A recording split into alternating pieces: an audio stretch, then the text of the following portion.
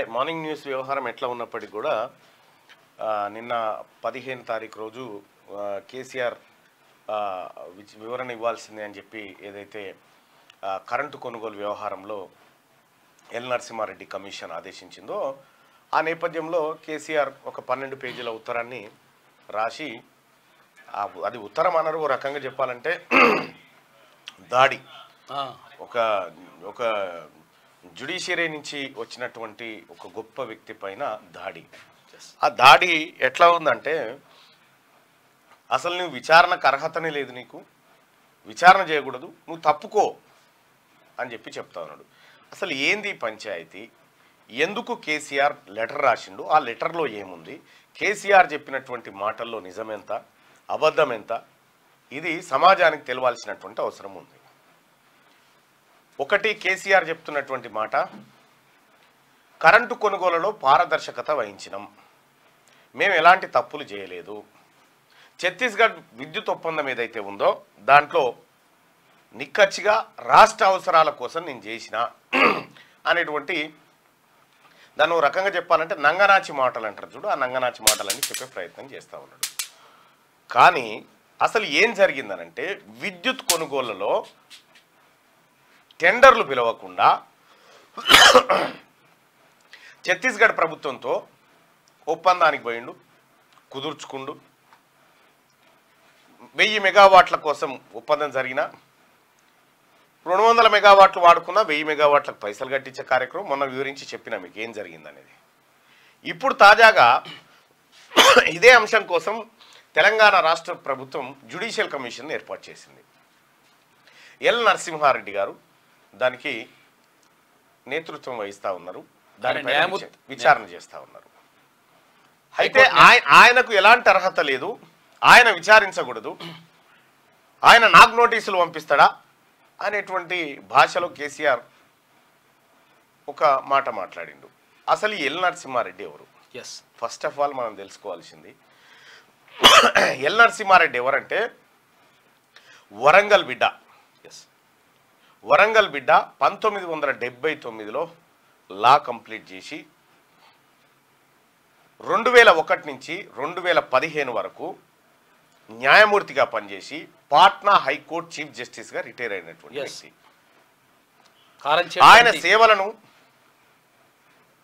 ఆయన సేవలను గుర్తించి రిటైర్ అయిన తర్వాత రాష్ట్రపతి రామ్నాథ్ కోవింద్ ఆయనను హైదరాబాద్ సెంట్రల్ యూనివర్సిటీకి వైస్ ఛాన్సలర్ని చేసింది.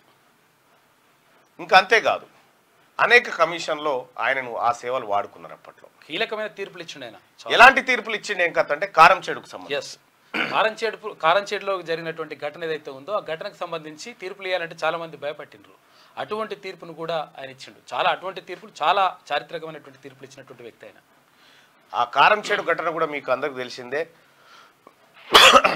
కారంచేడులో కలదొక పల్లె, పల్లె పేరురా మాదిగ పల్లె అని చెప్పి ఒక ఉంది కదా, ఆ పాట మాదిగలను ఊచకోత కోసినటువంటి ఘటనలో ఆయన కీలకంగా తీర్పునిచ్చినటువంటి వ్యక్తి.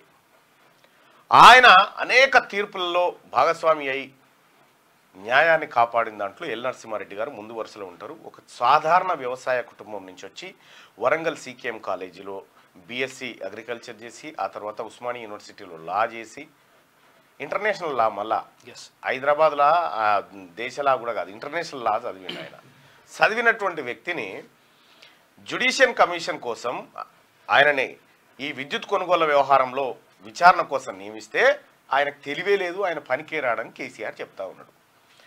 ఎల్ నరసింహారెడ్డి గారి ప్రొఫైల్ ఇది. నీ ప్రొఫైల్ ఏది కేసీఆర్? నీ ప్రొఫైల్ ఏంది ఉన్నది? ఏది నీ ప్రొఫైల్? ఏమని చెప్తాం నీ ప్రొఫైలు? బతిపడిగ నుంచి మళ్ళా మాధవరెడ్డి గారిని విలువ అన్న నీ ప్రొఫైల్ చెప్తాను. ఒక్క విషయం, నీవు నిండా మునిగిపోయినావు అవినీతిలో, ఎట్టి పరిస్థితిలో దొరికిపోతా, దొంగతనం బయటపడ్డదనేటువంటి ఉద్దేశంతో నిన్న ఉత్తరం రాసినావు.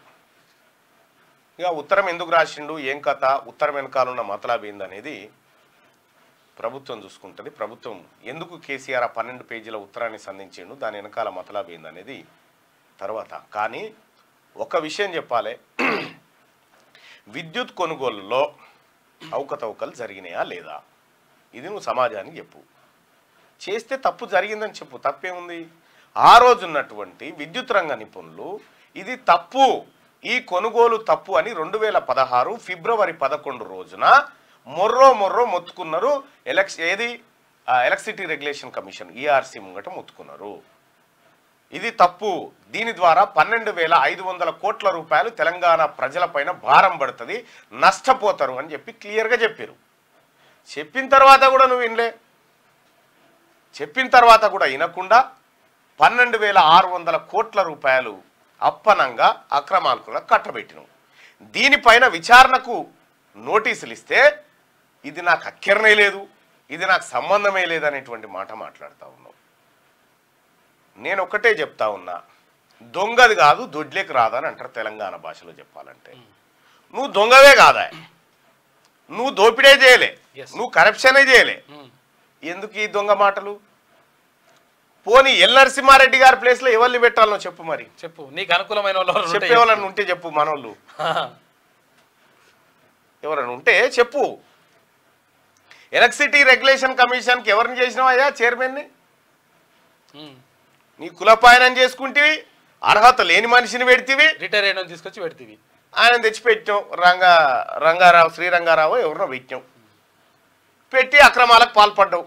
నువ్వు నిజంగా ఛత్తీస్గఢ్ కొనుగోలులో పారదర్శకత పాటించి ఉంటే ఆ రోజు ఉన్నటువంటి తెలంగాణ జేఏసీ నాయకులు రఘు గారు ఎందుకు అబ్జెక్షన్ చేసిండు? రఘును ఎందుకు వరంగల్కు ట్రాన్స్ఫర్ చేయాల్సి వచ్చింది అంటే కేవలం నీ అక్రమాలు బయట పెడుతున్నాడు అనేటువంటి ఒకే ఒక ఉద్దేశంతో ఇవాళ 12 పేజీల లేఖ రాసి నేను తెలంగాణలో విద్యుత్ కాంతులు తెచ్చిన అంటాడు. కాంతులుగా తెచ్చింది బయట పంటి నోట్ల కట్టల చీకట్లు తెచ్చిండు కేసీఆర్.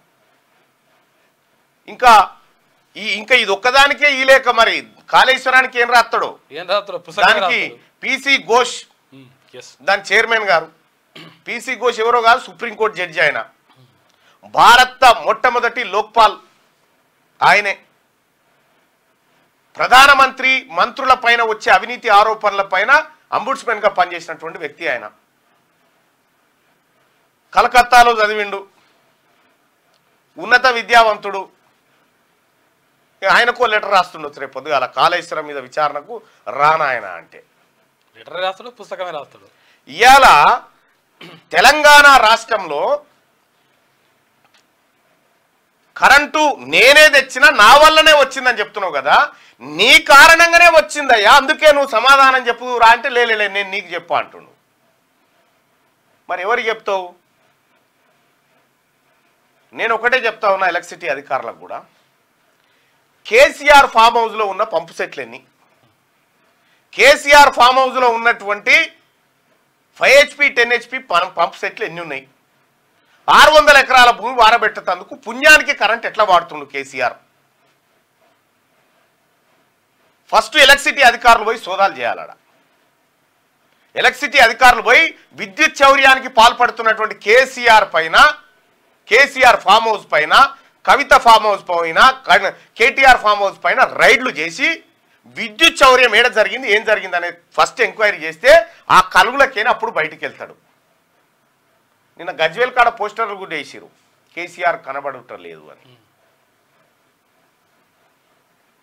వాస్తవానికి కూడా తెలంగాణ ప్రజలారా, కేసీఆర్ చేసినటువంటి ధోకా మోసానికి ఇవాళ డిస్కంలు 80,000 కోట్ల నష్టాల్లో కూరుకపోయినాయి. అవి లేచే పరిస్థితి లేదు. ఆఖరికి కేసీఆర్ ఏం చేసిందంటే సబ్స్టేషన్లు, కరెంటు పోల్లు కూడా తాకట్టు పెట్టి అప్పులు తెచ్చిండు. ఈ రకంగా కేసీఆర్ ప్రజల ముందు పెట్టింది ఒకటి, 24 గంటల కరెంట్ ఇస్తున్నోరా బాబు, కానీ వీటి సంగతి ఏంది? అప్పుడు కూడా 24 గంటలు ఏమి ఇవ్వాలి, అది కూడా బయట పెట్టింది మనమే. మంత్రి కోమటిరెడ్డి వెంకటరెడ్డి గారు బండ సోమారం కాడ సబ్స్టేషన్ కాడికి పోయి ఆ లాగ్ బుక్ తీసుకొస్తే మొత్తం బయటపడే వ్యవసాయ పంపు సెట్లకు. ఇప్పుడు ఈ 80,000 కోట్లు తెలంగాణ ప్రజలారా ఇప్పుడు ఎవడు కట్టాలంటే మనమే కట్టాలన్నట. దీనికి సమాధానం చెప్పుదంటే నాకు సంబంధం లేదని చెప్తున్నాడు కేసీఆర్. అంటే నువ్వు ఒక జ్యుడిషియరీ వ్యవస్థను గౌరవించవు, ఓ కమిషన్ను గౌరవించవు, న్యాయమూర్తుల ఫోన్లు ట్యాప్ చేసుకుంటుంటావు, ఇన్ని రకాలుగా నీ ఇష్టం వచ్చిన వ్యవహారం చేస్తూ ఉంటే ఇక సిస్టమే నాకు సంబంధం లేదన్నట్టుగా, అసలు ఈ ప్రజాస్వామ్య వ్యవస్థలో నేను లేను, నేను ఈడ ఎర్రవల్లి ఫామ్ హౌస్కు నేను మహారాజును, ఇది నా సపరేట్ దేశం అనుకుంటున్నామేమో. అదేం నడవదు. నేను చేసే కాడికి చేసిపోయినా అవతల పడ్డా ఇక మీ సావు మీరు జావురంటే వదిలిపెడతారనుకున్నావా? నిన్ను ఎట్టి పరిస్థితుల్లో వదిలే ప్రసక్తే లేదు. కేసీఆర్ సిగ్గు లేకుండా రాసిన ఉత్తరం ఒకసారి చూస్తే ఏమని రాస్తాడు? ఇంకా ఈయన వివరాలు చూడరాయా. ఇగో నిన్న రాసిండు 15 తారీఖు లోపల వివరణ ఇవ్వాలంటే ఇది వివరణనే, కానీ ఏదో ధమ్కి ఇచ్చినట్టుగా అట్లా వివరణనే. ఇది లోపల మెసులుతుంది భయం, లోపల భయమే ఉన్నది, ఏదో ధమ్కి ఇచ్చినట్టుగా. గౌరవనీయులైన జస్టిస్ నరసింహారెడ్డి గారికి the commission of enquiry 7th floor BRK Bhavan Adarsh Nagar Hyderabad.